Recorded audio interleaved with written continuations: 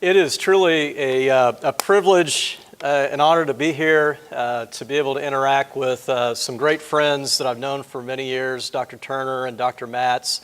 I enjoyed time this morning in Dr. Walker's macroeconomics class.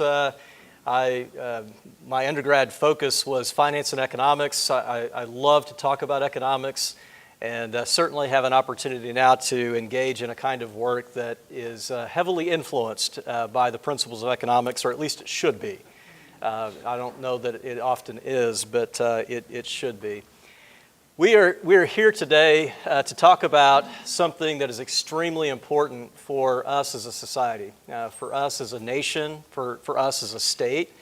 The Constitution, for us, provides something that I fear we don't take as seriously as we ought.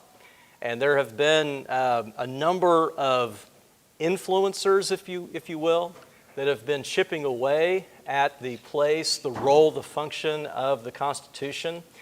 And I believe that in many ways that has been allowed to persist because we don't know our history that well, and we don't know the document that we call the United States Constitution that well. And we certainly don't know, if we don't know the U.S. Constitution that well, we certainly don't know the Missouri State Constitution that well either. So it is, I think, a very important thing. I'm glad to know that Hannibal-LaGrange University has made it a priority to take time like this to focus on matters of the Constitution. I think that it is definitely an investment that is worth the time and attention of all of us. So thank you for the opportunity to give me even the responsibility of thinking more deeply about the Constitution in preparation for this time. So let me start by reading a brief quotation. I'll hold off on telling you where I'm drawing this from. Some may know where this is coming from, and if you do, kudos to you, because that means you know something about our history.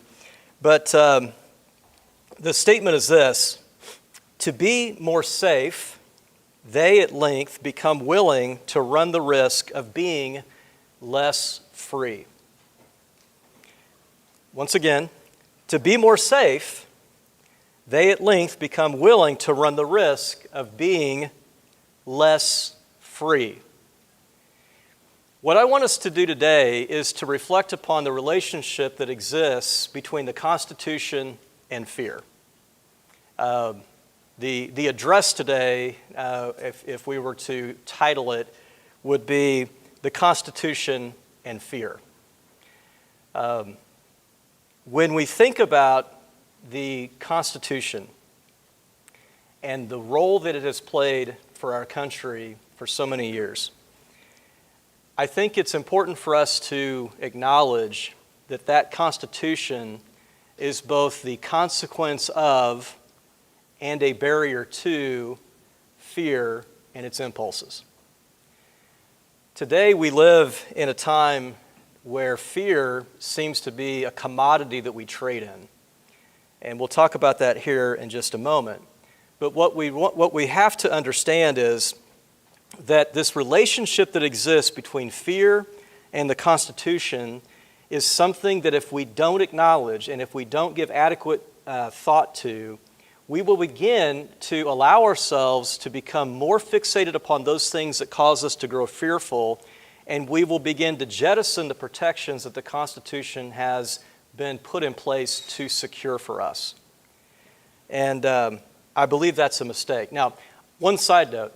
When I was a student, Dr. Turner and I, we enjoyed a particular professor that loved to get into the historical context of the Greco-Roman age and things of that nature, and I began to read a lot from that period. And as a student, if you run across a quote that you find fascinating, document it. Because I ran across a quote, I think it was in one of the Loeb Classical Series books, and I cannot for the life of me go back and find where I ran across it. It has been etched in my memory, but I can't remember where I found it. But it's reflective of what, or quite frankly, what Hamilton was referencing is reflective of what was communicated during the Roman Republic. There was a period of time in the Roman Republic where it was by law, it was against the law for a general to ever come into Rome with his army. You did not do that. Until those times when the people grew fearful and they laid aside their protections to remain a free people and called upon a general to enter Rome to bring them what they thought they needed in terms of a kind of safety. They were fearful, and what they did was they traded in order to assuage the fear, to be able to arrive at a place where they felt more safe. They allowed a general to come into Rome, and the historian that was documenting this stated, when people grow fearful, they will let go of their freedoms, or something along those lines. About a month and a half ago, I was mowing, and I was listening on Spotify to the Federalist Papers. It's a wonderful thing to do. It actually causes me to mow slower because I'm trying to take in more content as I'm mowing. And my wife would look out the window and see me walking in a very slow pace because I was with a push mower. I was listening to the Federalist Papers, and I hit Federalist number 8, which is what I drew this quotation from by Hamilton. And when I heard Hamilton's description as he communicated to be more safe, they at length become willing to run the risk of being less free, I thought that is so reminiscent of what the ancients communicated in antiquity, that when people feel insecure, when people feel fearful, they will quickly sell their birthright for that sense of safety, right? And obviously, if you know much about the Federalist Papers, they were written in support of the passage of the Constitution. There were also anti-Federalist papers that were written from the perspective of trying to preserve states' rights, right? But Alexander Hamilton, in writing, I think he helps to encapsulate for us one of the important matters that is of particular interest to me, and hopefully for all of us today, as we're thinking about the Constitution in our context. And the reason for that is that we today, as I said earlier, are experiencing what appears to be a growing appetite to trade in a commodity called fear. Now, to be sure, in the world of politics, politicians throughout history have played on particular elements of fear in order to garner the support of people, right? So we understand that's always the case, right? I mean, we go back through history and it's replete with examples of that.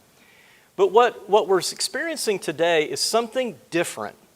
It's not just happening through the messaging of those who are serving in elected offices to try to establish in the perspective of their voters the necessity of that person serving them, right? There's something more expansive that's taking place. The cultural influencers, our society, the appetite our society has, both in the way that products are marketed, the way that people are taking in their information, the way that they're interacting in terms of their relationships with one another. Fear is becoming one of those things that has actually been utilized to increase social capital. We see this in discussions where, if you're familiar, I'm sure many of you are, with the term intersectionality, right? You know, a person's intersectional score is increased or improved depending on the degree to which you have been victimized in different categories of demographic descriptors. And in those contexts of those demographic descriptors that are utilized to kind of create a better intersectional score for you, and obviously as our society today has been trumpeting for some time, the better your intersectional score is, the more weight your voice has. If you have a low intersectionality score, you really just need to sit down, keep your mouth quiet, and let other people talk, right? But part of that intersectionality score and the social capital that people right now are trying to increase is also driven by a fearfulness. The more fearful you are, the weaker you are, the more dependent you are, the better you're positioned in terms of social capital in the way that people interact with you and receive you.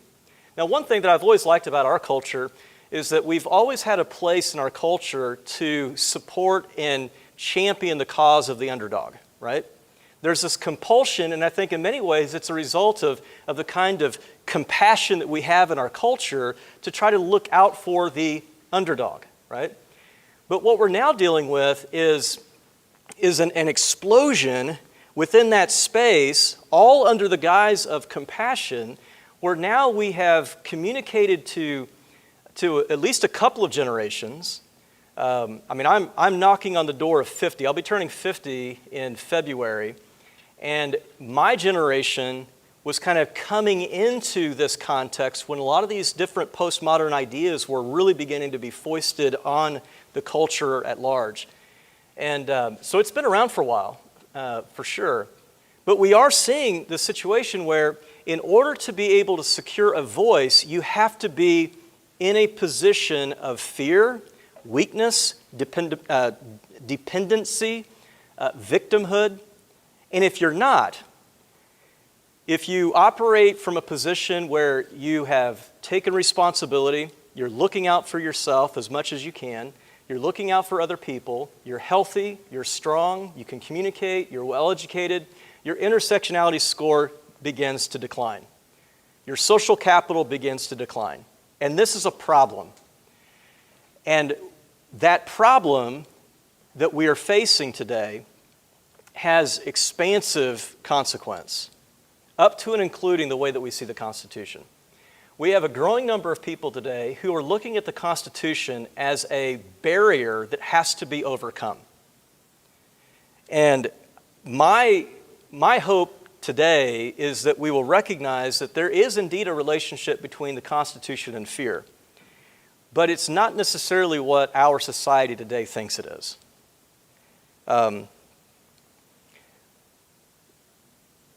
We have to understand that the weaker a people become,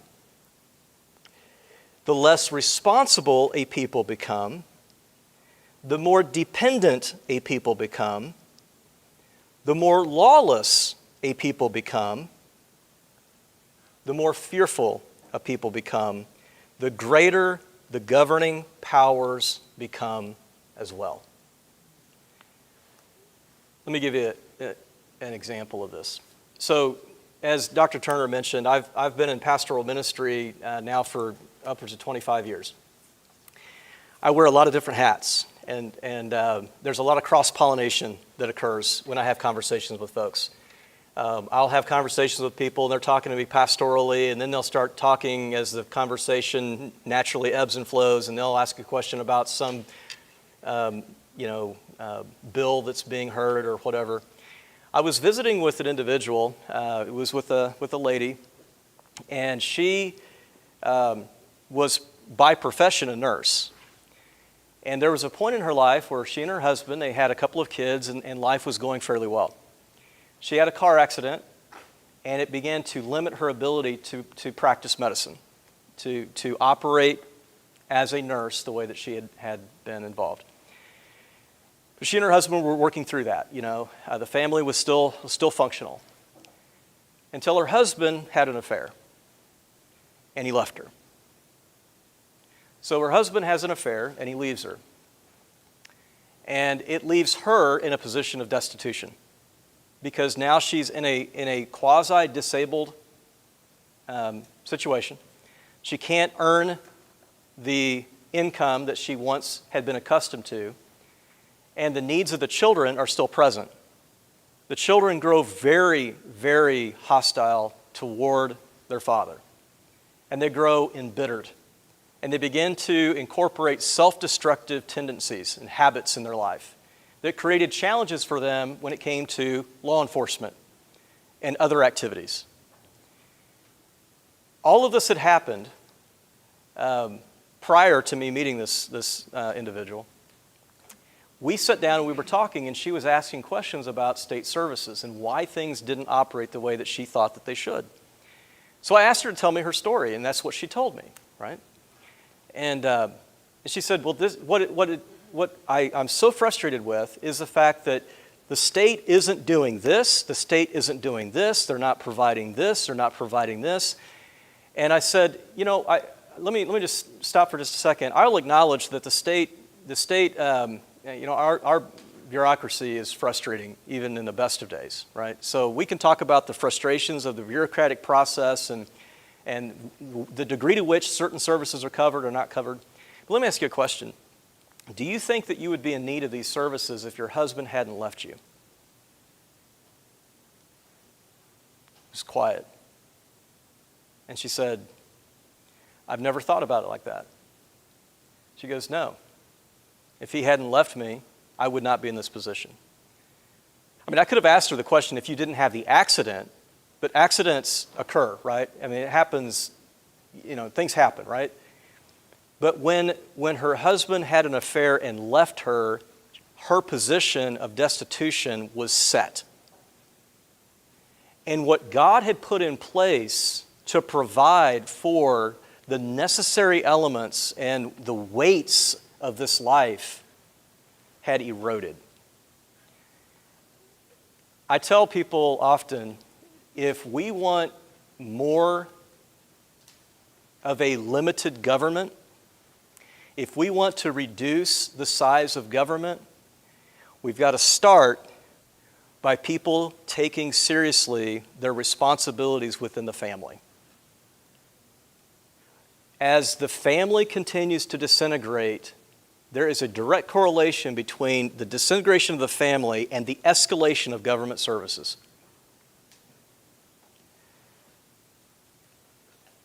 The weaker we grow, the more dependent we become, the bigger the footprint of the authority and role of government becomes. How does all that then play out when we're thinking about the Constitution? Because if we ignore the reality of the Constitution, if we ignore or sell off the parameters, the structures that the Constitution has put in place, we will end up with a scenario where the government and the bureaucracy that follows behind the government will just continue with creating law upon law, program upon program, department upon department, especially in our context where people are championing a kind of weakness and not incentivizing whatsoever strength or health or responsibility. So, very quickly, let me take a look here with you at this relationship. What's the relationship between Constitution and fear? All right? The Constitution is both the consequence of fear as well as a barrier to fear's impulses. The Constitution is both the consequence of fear as well as a barrier to fear's impulses. This is what Madison said in another very popular Federalist paper, number 51, all right? As we're thinking about why the Constitution exists and how the Constitution is a consequence of fear, this is part of the historical backdrop that helped to produce the Constitution. Madison wrote, "If men were angels, no government would be necessary. If angels were to govern men, neither external nor internal controls on government would be necessary." So what that leaves us then is with the dilemma, the task, the responsibility of designing a government that is administered by men over men, right? By human beings over human beings, by men and women over men and women, right? And in that, we have to first give government the ability to actually govern those who are not angels, while at the same time following very quickly with the expectation that that government that has been empowered to govern people who are not angels with the responsibility of then governing itself, restraining itself.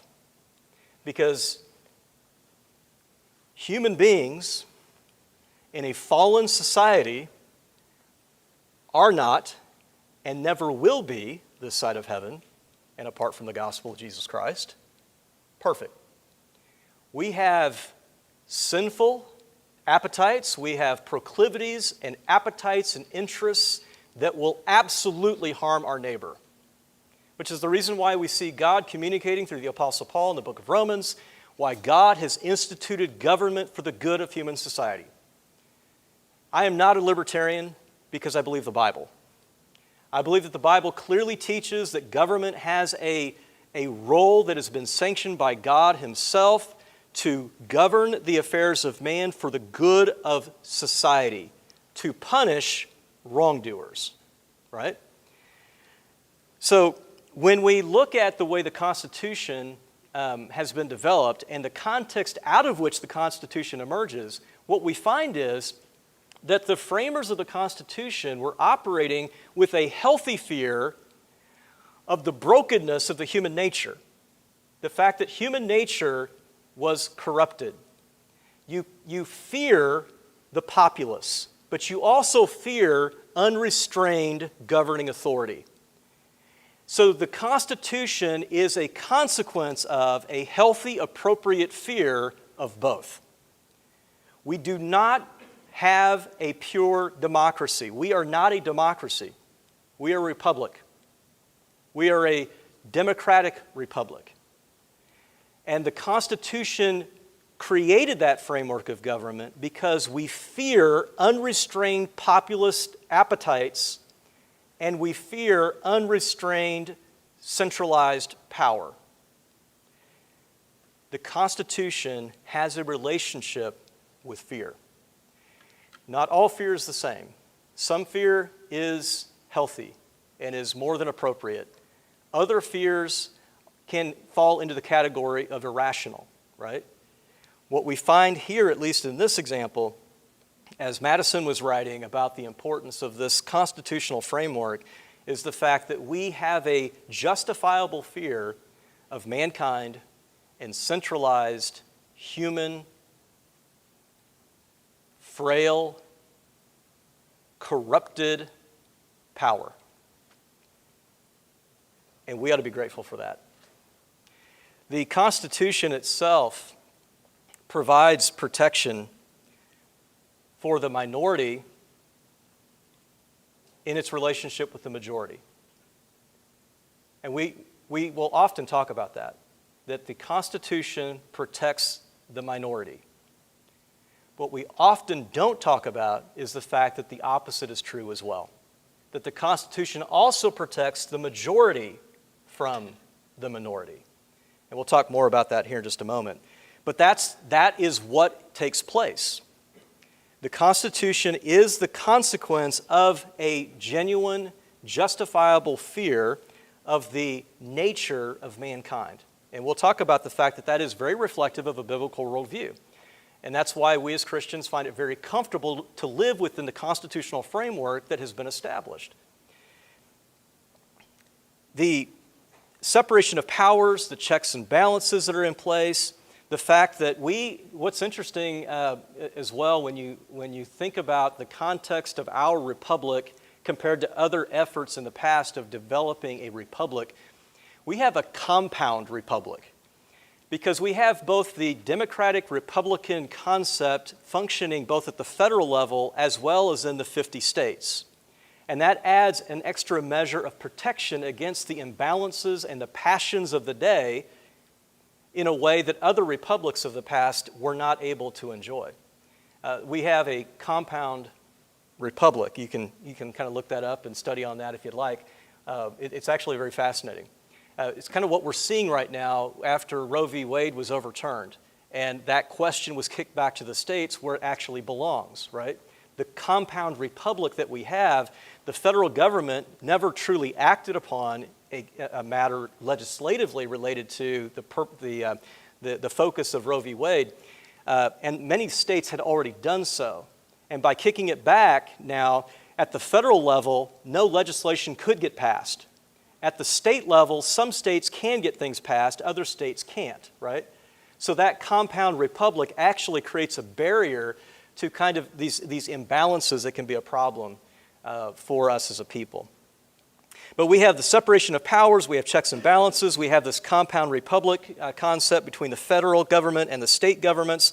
We have the government as it was identified in the Declaration of Independence that is entrusted, that is vested with certain powers and authorities and responsibilities at the consent of the governed, right? I mean, all of these different concepts are at play and are direct results of this legitimate fear of both the broader public of fallen man and the concentration of power in a very small number of fallen men.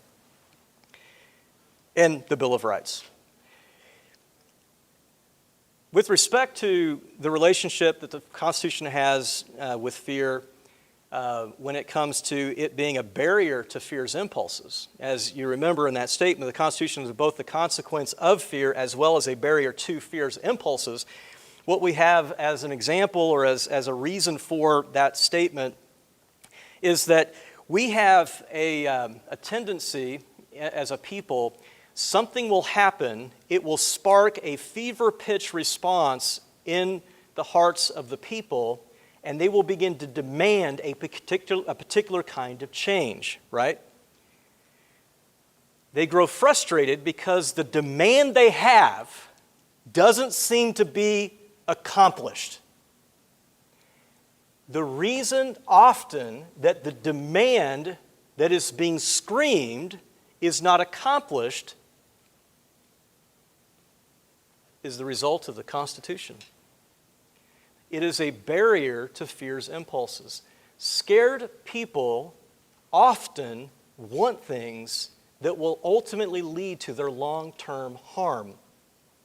And the Constitution puts structures in place to slow the discussion down, to slow the debate down, to allow the temperature in the room to dissipate. That's what the Constitution does for us. By separating out, by distributing power and responsibility to three equal branches, where the legislative responsibilities are solely the responsibility of Congress, or in the state of Missouri, the General Assembly. The governor can't do a thing apart from the General Assembly or Congress with the president passing a law to put on his desk to then sign. Why does that happen? That's a source of frustration for people today. But why is it there? It's to slow the discussion down.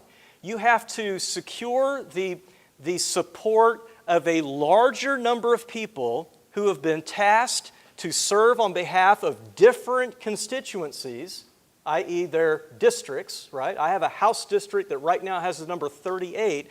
I have 37,000 people that I'm answerable to. But I'm not answerable directly to the 37,000 people on this side of the state. My colleague and many other colleagues have that responsibility for this part of the state, right? So what we end up with is something pops up on the radar, and people maybe in one part of the state are like, this is not right, we demand that you do something on this. And you've got 5 representatives that are willing to do it. And the rest are like, no, that's not, the consequence to doing that is not, we're not willing to make that trade. To give up these types of rights or freedoms to address a localized concern over here is not something we ought to be doing, right? The people over here grow very frustrated, and they grow frustrated because the constitutional framework of our government has been put in place to be a barrier to fear's impulses, to the demands, to the interests, to the appetites that the public often will experience, and then later find that they have a different perspective at the end of the day. There is a responsibility in the laws that we pass that it honors and lives within the constitutional parameters. We cannot pass a law that is in violation of the Constitution. And before I move on, when it comes to being a barrier to fear's impulses, there has been a lot of heated debate and it's increasing today when it comes to the Electoral College. The structure that has been put in place is there for good reason, because the popular vote will be more influenced by larger population, a population-dense area compared to an area where you had the same number of people, but it's spread out over a wide geographical footprint. And the framers of the Constitution understood, and those who have been involved with constitutional government understood early on, that to protect and to preserve the rights and voices of the minority of those states that are less populous, you have to have a structure where they have a pronounced effect upon the result of a presidential election. That structure, that constitutional structure, is a barrier to the impulses of the population that we call the United States of America. Do we like it? Do we not? Do we want to change it? Do we not? What we, at the end of the day, have to understand, though, before we truly contemplate changing it, is why was it put there in the first place? And what do we lose by removing it? So what do we do with all this? Very quickly, looking at the relationship that the Constitution has with fear, and the fact that we live in a day that right now is growing fearful by the day.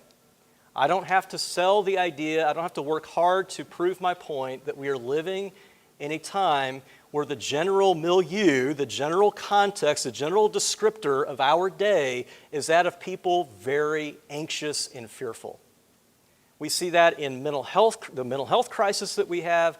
We see that in the way that people are interacting and not knowing how to handle certain situations and lashing out to one another and claiming victimhood and claiming a fearful, weakened position in order to increase their social capital. Fear is rampant. And as we're thinking about this day, where fear seems to be that commodity that we're trading in, we need to value the Constitution for the fact that it is there to respond to those fears, but maybe not in the way that we want it to, always. So what do? We recognize the compatibility in this context, or any context for that matter. We should recognize the compatibility of the Constitution's aim and a biblical worldview. The quote, "If all men were angels, no government would be necessary," fits absolutely brilliantly within a biblical worldview, because as a Christian, as an evangelical Southern Baptist pastor, I communicate regularly about the fact that we have a fallen nature and that the image that we were created to present has been broken and marred by sin, and that we are all sinful before God, right? When we talk about the importance of government, it happens that we see the importance of government as Christians because we know our own heart. I know that I need government because I am not a perfect individual. I need to be restrained because I don't always restrain myself the way that I should. And that's the case for all of us. So if you're here this morning and you are a committed follower of Jesus Christ, thankfully you are not finding yourself in a situation where you are operating in a governmental system that was developed, put in place by way of this document called the United States Constitution that is antithetical to your belief, to your commitment to Christ, to your ethic. It's consistent with it, and that's helpful. Now, it's not on par with the gospel by any means, but it's reflective of a biblical worldview in terms of understanding the heart of human beings. We need government, but it's also reflective of the heart of the biblical worldview in that we also need to recognize that governing authorities are equally susceptible to corruption, right? So what do we do with all this?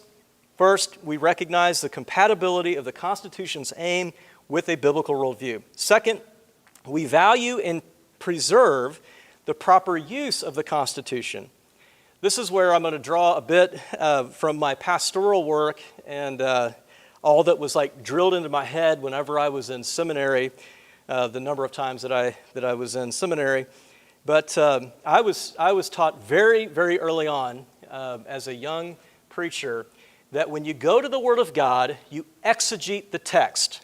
You ask questions of the text. Who wrote it? What was its provenance? The context. Who was the audience? What was the intent, the purpose of the text? The grammar that was used? How did it all come together? What allusions were included to other parts of the Word of God? You ask these types of questions because what you're trying to arrive at is what the text says and what it means. And by knowing what it says and what it means, now we know how to apply it faithfully. And that process of exegesis, we are tying ourselves to what the text actually says and means, right? When we eisegete a text of Scripture, we bring our meaning to the text, we bring our aim, our purpose to the text, and we make the text say what we want it to say. And that is a fail. That is not faithful biblical ministry. In the same way, when we approach the Constitution, we have a responsibility to approach the Constitution exegetically, not eisegetically. Textualism, originalism, these types of terms that you'll hear whenever you get into matters of the Constitution are there for that reason. Who wrote it? What was the context within which they were operating when they wrote it? What language did they use? The words that they used and wrote matter. They went through a process. They edited and edited and edited and got to a point where that word was used as opposed to these 4 other words. Why? We need to exegete the Constitution. We need to ask the questions of the Constitution that should be asked with proper respect for the fact that it means what it means, and it doesn't mean what we want it to mean. The problem is we live in a day where there was a growing appetite in jurisprudence on the part of one branch of our government, where many judges were absolutely okay with eisegeting the Constitution, making it say whatever the situation needed it to say. And what we now do with this today, knowing that the Constitution is both a consequence of fear and a barrier to fear's impulses, we need to value and preserve the proper use of the Constitution even when it pinches us, because it means what it means, not what you want it to mean.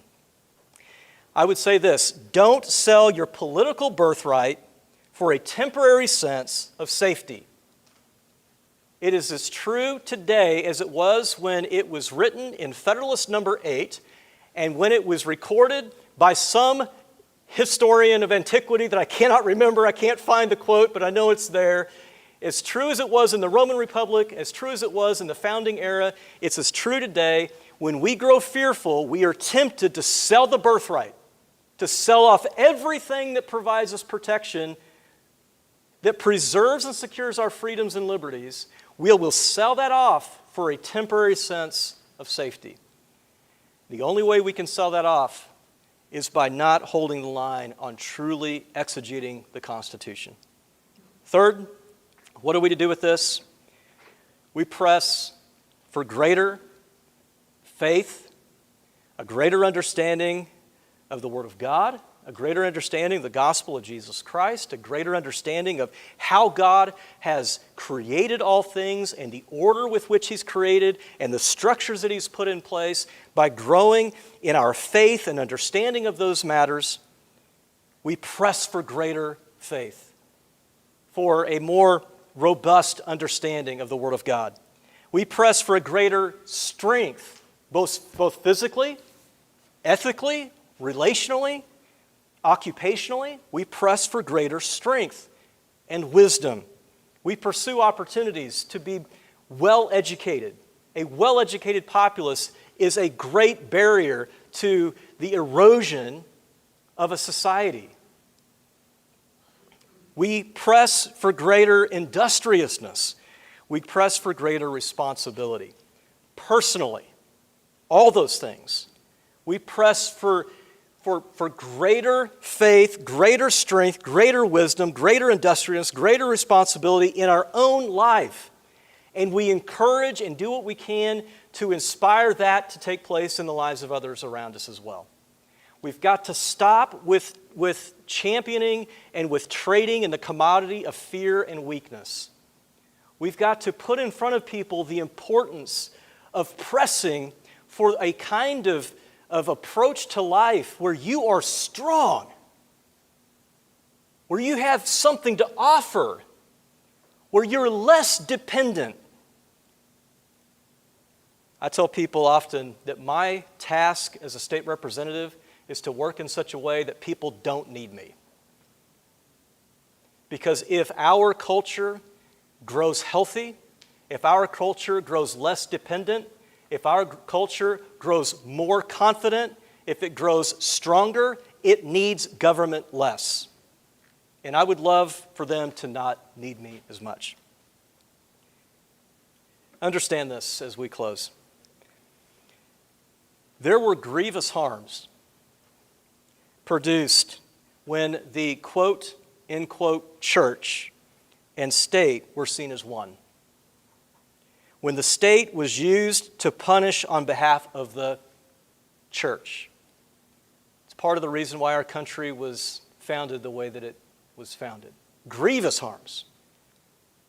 History is replete with examples of just how bad it was when the church and state were one, and the state was used by the church to carry out punishment, right? Our structure of government is in many respects a response to that as well. But let's not overlook what is equally true. Today, we are more than flirting with another religious sect becoming one with the state. And this religious sect is using the state to punish on its behalf. This religious sect is an activistic, postmodern, progressive body. They will claim all day long that they are not religious, but they absolutely are. And they have found a way to manipulate the system to use the state in much the same way that the church 300 years ago used the state to dispel and to squash any other perspective than theirs. And the Constitution for us today, though it doesn't guarantee that their effort will fail, it absolutely slows down their march as we, a freedom-loving and just society, work to fend off their efforts. The Constitution matters. You guys are entering into a time of life where you will have a very pronounced effect on how things play out. And today is the day, maybe not like this very day, but today is the time where you have got to put a clear marker in the ground saying, I do see the value of the Constitution. I do see the value of the system that the Constitution put in place as an appropriate response, as an appropriate consequence to the fears that are justifiable, and as a barrier to fear's impulses when they are coming from areas that will do tremendous harm and damage to future generations in the erosion of freedoms that liberty is to protect.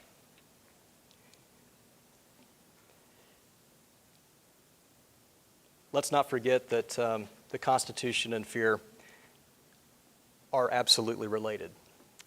I'm open with any questions. I'm at 44 minutes here, so I was told 30 to 45 minutes, and I'm kind of surprised that I lived within my means there. I'm okay with any questions or whatever you guys, whoever is organizing this, whatever you want to do. But no questions off topic for me. I'm good with whatever. So yes. I have a question. So there's a quote that reminds me that say, hard times create strong men create good times create weak men. I think there's a relevancy of what you say, as in this era, there's a clear relation between fear and weak men. And what it does is that's like what you said earlier, sir, that a lot of people feel victimized or has been victimized, have more power, and they are more publicized than people that achieve great like things in this world. Like if you see 40, 50 years ago, you heard the name of Yuri, Gagarin, and then like Neil Armstrong and Jesse Owens that achieved great things. But nowadays, you've never really heard any of those like people who achieve great Right. things, like in multiplication. As you can see, when you relate like weak men fears that they create dependency towards the state, and what happens is that it creates more power to the states and more centralized government. What happens with the centralized government is that they will kill the minorities and really kill diversity. So is there any way or any solution that you're suggesting to prevent this from happening? Because if it does become a very centralized government, then minorities will definitely be at very disadvantage. Yes. So what are your thoughts about that? So for me, I look at this on a number of different levels, but to be as succinct as possible, I think the clearest route to resolving the dilemma that we're facing today, the answer is not going to be found within government. We're not going to find the government to do something fundamentally to shift its operation. There aren't enough people who are elected that are willing to create or to operate in a situation where they're willing to commit political suicide. So where this has to start, it has to start with the people. If Lincoln at all was accurate in his reflection upon the fact that we are a government of, for, and by the people, government starts with us. It's the consent of the governed that has made it possible for our governmental system to function. We have a government that does reflect the people right now, I would say. And I don't like that. I wish it were different. But we're going to have to start doing what we must do in our homes, in our living rooms, in our churches, in our schools, in our community groups, talking about the importance of how do we incentivize responsibility? How do we incentivize strength? How do we incentivize working through difficulties and overcoming difficulties? Because right now, all we're incentivizing is weakness and victimhood and increasing an intersectional score. So it starts with you, it starts with me. What kind of person must you be for a government to function the way that the Constitution envisions?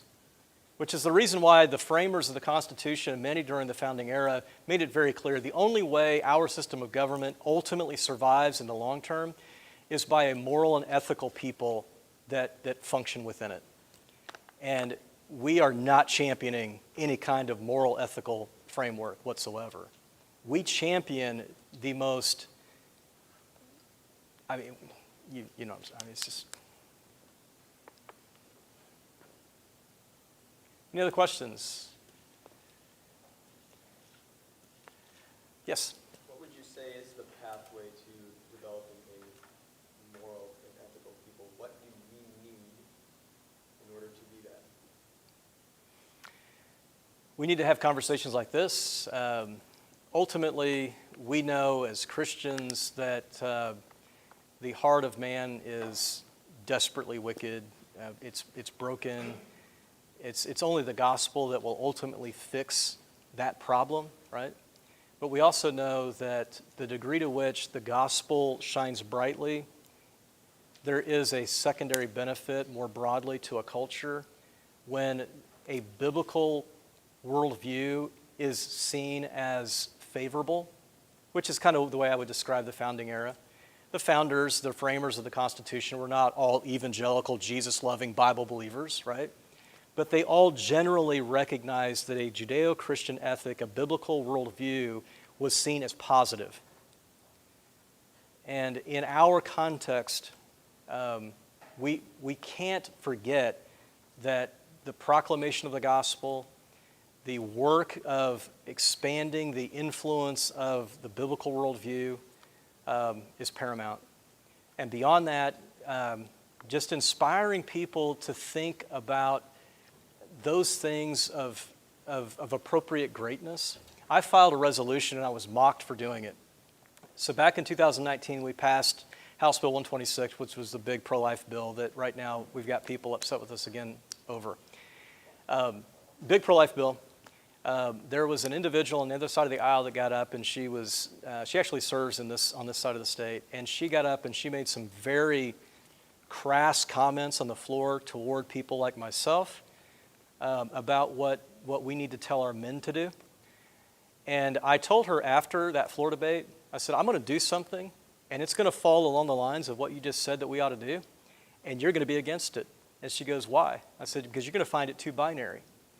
What I've done is I've filed a resolution the last couple of years that focuses on calling the young men of the state of Missouri to a Missouri Manhood Challenge, where we focus on what good, healthy, strong manhood is.